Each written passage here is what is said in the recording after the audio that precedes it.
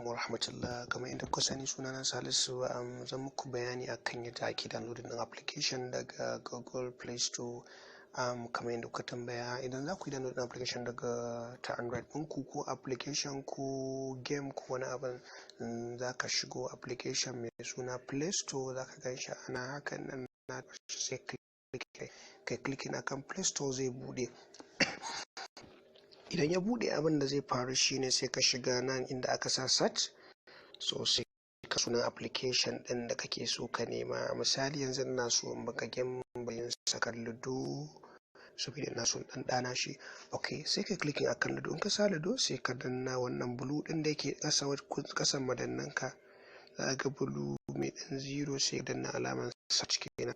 Kana danna alamar search din applications din ludo da yawa za su fito maka. Ga application din ludo da yawa da su fito maka, sai ka zaba ka ga irin wanda kake so ka taba. Idan ka taba sai ka ga ya buɗo maka, to akwai wani waje an sa install the green, sai ka taba shi.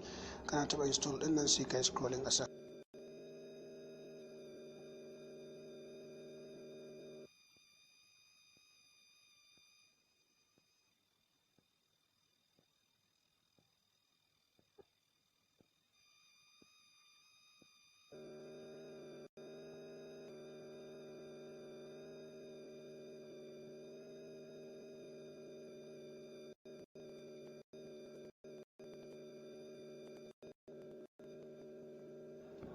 Yawa sai ka danna wannan green din. Idan ka danna green din nan sai ka jira ya bude maka, ya dinga loading.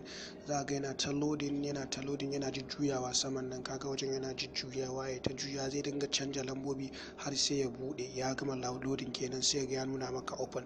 Idan ya nuna maka open sai ka taba open din nan na green din nan, gashi nan nayi alama waje. Idan ka bude shi shikenan ka gama, ya riga ya zauna akan wayarka. Kawai abin da zaka iya fitowa ka yi minimizing, ka fito ka zo ka gan shi a cikin applications ɗin wayarka kamar yadda za mu gani yanzu nan. Bari mu nuna muku ku gani. Kun gan shi nan na ɗan sa ka yi shi da abin blue ɗin nan. Allah ya sa an gane.